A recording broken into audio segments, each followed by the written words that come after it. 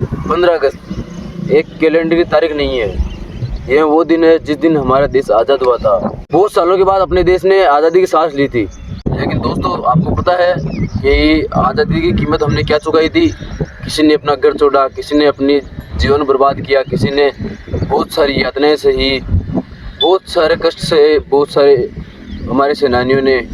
ऐसे नहीं मिल गई थी आज़ादी। और आज अनगिनत सेनानी हैं जिनका आज हम कुछ किताबों में नाम भी नहीं देखते हैं, बड़े अक्षरों में नाम नहीं देखते हैं, पर बहुत सारे सेनानी थे जिन्होंने अपना योगदान इस देश को आज़ाद कराने के लिए लिया था।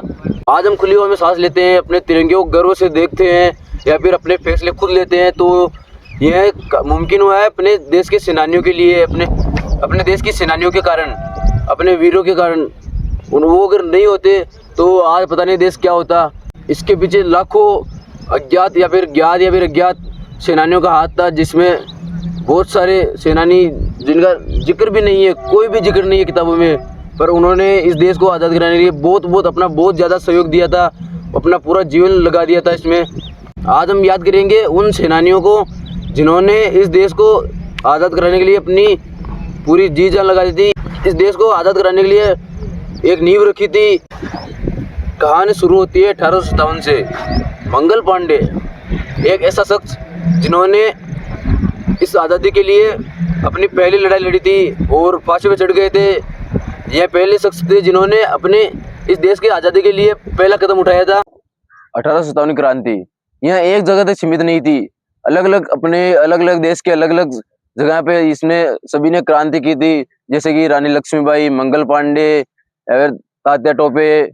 इन्होंने सभी ने बहुत अलग अलग जगह जाके अलग अलग अपने प्रांतों में जाके विद्रोह किया ताकि अपने देश को आज़ाद करा सके। रानी लक्ष्मीबाई एक ऐसी वीरांगना जिन्होंने अंग्रेजों के सामने झुकने से मना कर दिया था।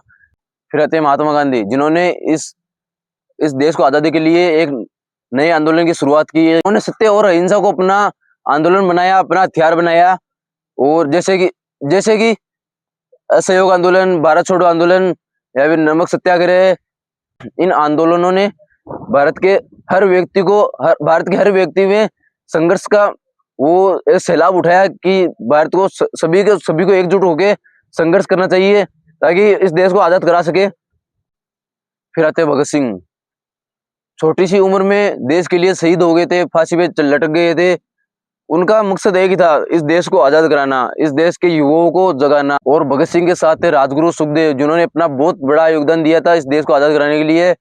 भगत सिंह हमें ये सिखाते हैं कि उम्र छोटी भी हो, कोई फर्क नहीं पड़ता, कोई मायने नहीं करता, अपना अंदर जज्बा होना चाहिए कुछ भी करने का।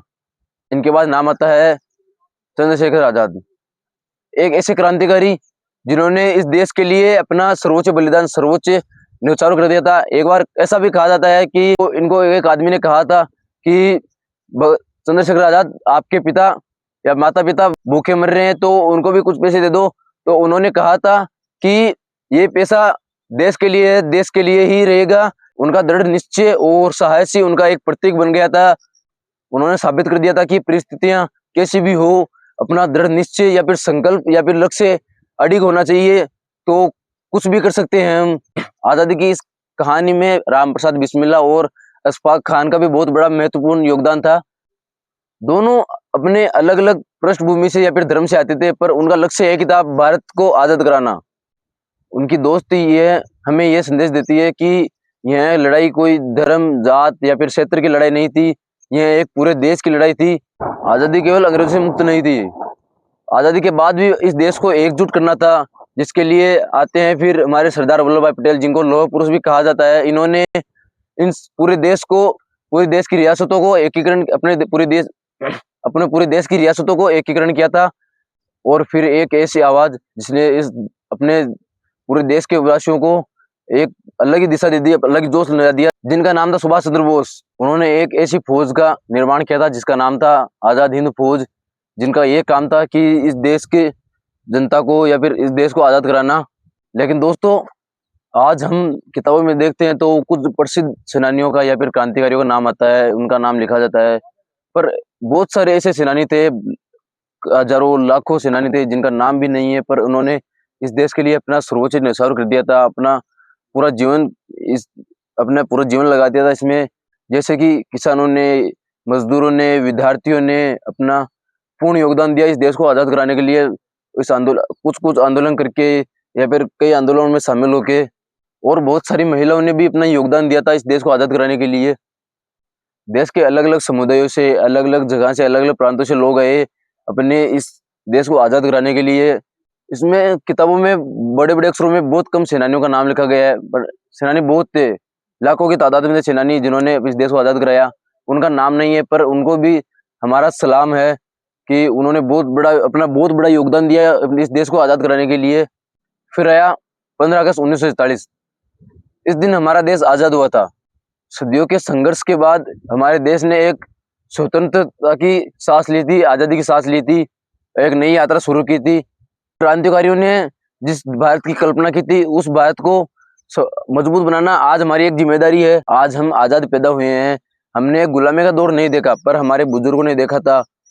लेकिन आज हम उनके सपनों को आगे बढ़ा सकते हैं, अपने काम को मेहनत से करके, या फिर इस कानून को बचा के, या फिर अपन किसी भी जरूरतमंद की मदद करके, कुछ भी करके इस देश को मजबूत कर सकते हैं, आगे बढ़ा सकते हैं।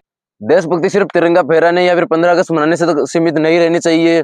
इस दिन हमें कुछ अलग करना चाहिए, कुछ बहुत कुछ भी जैसा हमारे से बन सके, कुछ भी अलग करना चाहिए, कुछ भी हो चाहिए। और देशभक्ति यह भी हो सकती है कि हम हर दिन कुछ ना कुछ नया चेंज करिए, या फिर दूसरों को कुछ ना कुछ नया बताए, ताकि उनके जीवन में भी कुछ अलग अलग हो, कुछ बेहतर हो। तो इस 15 अगस्त को जब आसमान में झंडा लहराए, तो हमें झंडे को नहीं देखना है, इसके पीछे जो संघर्ष था उसको देखना है, और उसके लिए हमें अपने लक्ष्य की ओर बढ़ना है, अपने तैयारी मजबूत करनी है। और हम उन क्रांतिकारियों को याद कर सकते हैं, जैसे कि भगत सिंह, राजगुरु, सुखदेव, चंद्रशेखर आजाद, सुभाष चंद्र बोस, महात्मा गांधी, सरदार वल्लभ भाई पटेल, राम प्रसाद बिस्मिल्ला, वो और ऐसे बहुत अनगिनत सेनानी जिनका हम नाम ही पता, उनको भी हमें शहादत देनी चाहिए, उनको सल्यूट करना चाहिए। लेकिन हम जिनके योगदान के कारण इस भारत में, स्वतंत्र भारत में जी रहे हैं, आइए इस स्वतंत्र दिवस पर एक संकल्प ले। हम अपनी भारत की एकता को मजबूत कर सकते हैं, या फिर अपने भारत को बेहतर बनाने के लिए कुछ भी कर सकते हैं जो हमसे हो सके। तो इसी के साथ हम अपने वीडियो की समाप्ति करते हैं, और देखते हैं कि कौन कौन भाई है जो ज्यादा से ज्यादा सेनानियों के नाम जानता है, वो कमेंट बॉक्स में करे, या फिर ये भी बताएं कि तिरंगा को किसने डिजाइन किया था, और अपना राष्ट्रगान किसने गाया था पहला, और कहाँ गाया था, ये भी कमेंट बॉक्स में जरूर बताएं। जय हिंद, जय भारत।